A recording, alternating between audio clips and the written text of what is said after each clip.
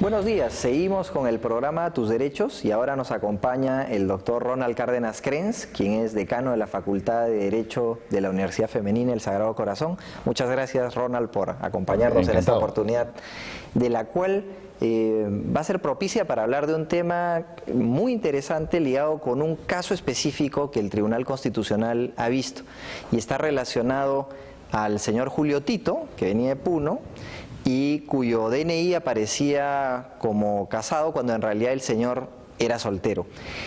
¿El DNI tiene mayor utilidad que el solamente precisar el estado civil de una persona o podría justificar algún otro tipo de información que determine que una persona tenga derecho a que se rectifique una información que no sea fidedigna?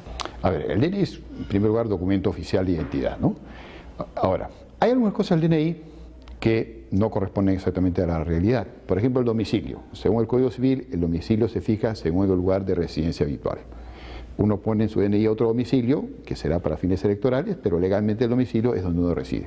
Sin embargo, hay una serie de actos para los cuales es fundamental el DNI. Por ejemplo, para efectos de contratos, para disponer de bienes, es importante determinar si uno es casado o no. Pero no solamente para eso. Por ejemplo, si se muere una persona y hay discusión sobre dónde enterrarlo, cómo enterrarlo, si lo creman o no, el Código Civil señala un orden de quién decide de los familiares, que empieza por el cónyuge. Otra cosa importante con el DNI es también el tema de la cesión de órganos. De hecho, una persona se muere, se supone que sobre la base del DNI debe aceptarse cumplir con la voluntad de la persona para disponer o no sus órganos. Y entonces, ahí es fundamental. Es así que en el DNI aparece si uno quiere o no. Así es, ahí está si uno quiere o no quiere donar. Ahora, en la práctica pasa a veces que la familia se opone, pero en realidad, si una persona en su DNI dijo que sí, es sí, y si dijo que no, es no. Eso, entre otros efectos, pero es importante un DNI, ¿no? De acuerdo. Y justamente en el caso que nos concierne, estamos hablando de un señor que recurre a la justicia constitucional porque siendo él soltero, declarando ser él soltero, aparece en el DNI como casado. Y entonces aquí tenemos a un señor que se acerca a la ventanilla de un banco y le exigen la autorización previa de la supuesta cónyuge. Y la cónyuge, según él, no existe. Entonces él interpone un habeas data. Y este habeas data finalmente llega al Tribunal Constitucional y el tribunal se pronuncia.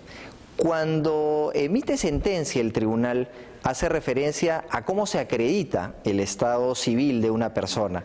Sobre el particular, ¿qué reflexión le merece, doctor, esta sentencia? Toda persona tiene derecho a la identidad, ¿no? Que es un derecho que aparece reconocido por primera vez, al menos de manera formal, en la Constitución de 1993. Y el estado civil es parte de la identidad de una persona. En este caso, pues lo que hay aparentemente, de lo que se conoce, es una discordancia entre la realidad y lo que dice el registro. Ahora, es cierto que hay muchas cosas en el derecho en donde no se privilegia la verdad.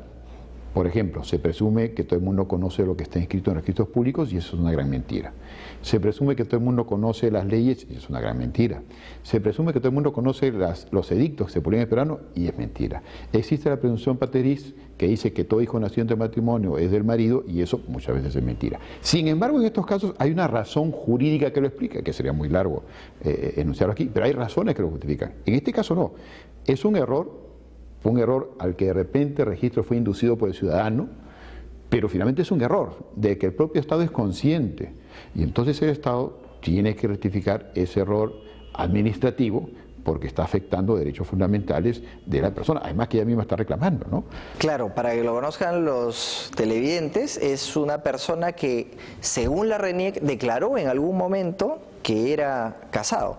Sin embargo, la normatividad vigente establece que para demostrar que uno es casado tiene que haber una prueba, ya sea la partida de inscripción, y no basta la simple declaración de que alguien es casado, porque esto genera una serie de efectos que perjudican a un entorno que está vinculado con la persona. Claro, por ejemplo, uno va a sacar su pasaporte y uno dice casado y dice, ¿dónde está la partida?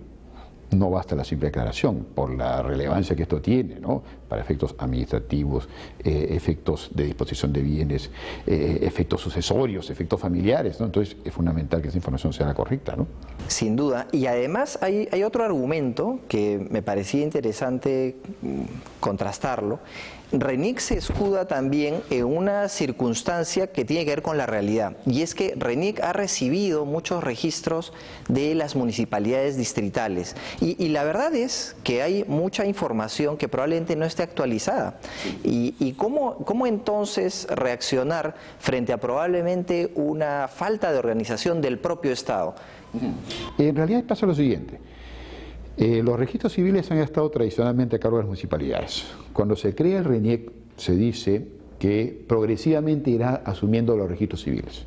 Entonces, hace unos años RENIEC dice, ya estoy en condiciones, pero no los podía asumir de golpe. Y lo sigue asumiendo poco a poco. Y todavía no termina porque es un trabajo descomunal. Entonces, en este caso, pareciera ser que RENIEC, para entender la posición de RENIEC, porque tampoco es una posición absurda, tiene cierto sentido, parece que RENIEC ha pensado, este señor dijo alguna vez que era casado. De repente es casado y ahora quiere hacerse el soltero. Entonces RENIEC dice, mejor esperemos a ver si por ahí en el camino sale que el señor es casado. Pero acá hay una cosa que es la presunción de inocencia, el principio de buena fe, y entonces si el señor dice que es soltero, debemos suponer que es soltero. Ahora, si en el camino se demuestra que el señor mintió, obviamente RENIEC, como lo he hecho en otros casos, tiene expeditas las vías hasta penales para abrir a este señor el proceso y darle pues todo el castigo que la ley dispone.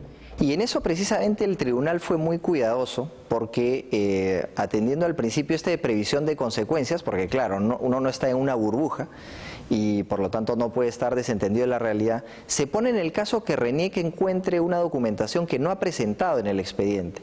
Y para eso da un plazo, ya no solo a RENIEC, porque a RENIEC le permite que entregue información que desbarate el caso, sino inclusive amplía la protección y le da 3 meses a la ciudadanía para que si alguien se entera de que en realidad el señor estuvo efectivamente casado, pueda acudir ante la justicia y presentar la partida correspondiente que acredite que está casado, ¿no? Esta figura de lo que el tribunal le ha llamado la vacatio sentencia, ¿cómo la evalúa?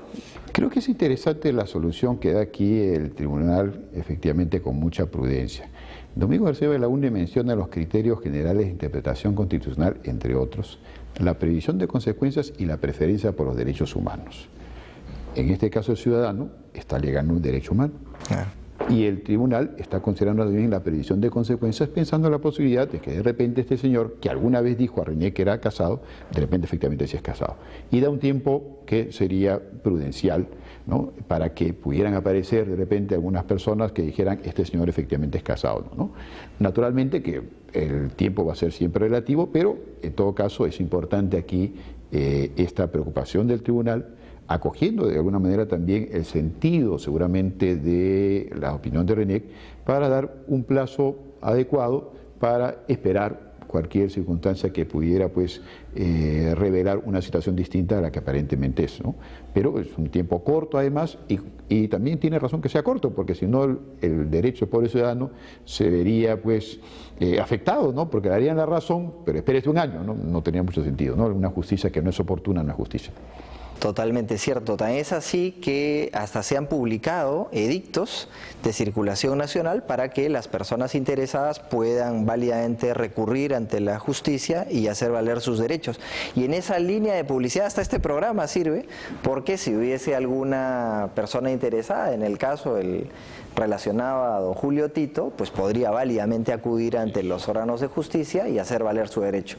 Muchas gracias, doctor Cárdenas. Con mucho gusto. Ha sido un grato placer tenerlo en Tus Derechos y seguimos con las frases del programa. Uno está pagando a través de sus impuestos por formación pública y necesito asegurarme de quienes trabajan en la escuela son personas profesionalmente idóneas para eso. Los ciudadanos tenemos derecho a conocer esa información de las fichas personales, que no son datos de la vida privada, sino de la formación profesional. El Estado tiene que rectificar ese error administrativo, porque está afectando derechos fundamentales de la persona. En este caso, el ciudadano está alegando un derecho humano, una justicia que no es oportuna, no es justicia. Lo importante no solo es saber qué queremos obtener, sino también cómo obtenerlo. Casos que podrían ser bien los suyos y que ya tienen jurisprudencia favorable aquí en el Tribunal Constitucional. Nos vamos como siempre recordándoles que cualquier comentario o sugerencia que pueda ser tema de este programa nos lo pueden hacer llegar a nuestras cuentas en las redes sociales. Continúe en TV Perú, mucho más que ver. Chao.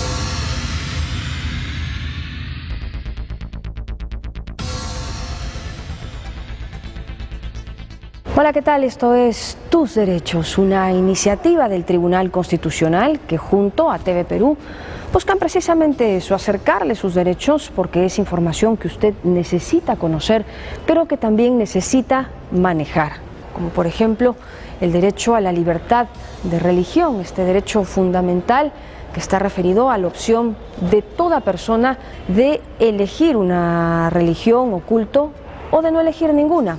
En nuestro país ya se han dado casos que han generado controversia y que han terminado aquí en el Tribunal Constitucional. Hoy los vemos, hoy en Tus Derechos, Libertad Religiosa. Soy Rocío Aliaga, bienvenidos.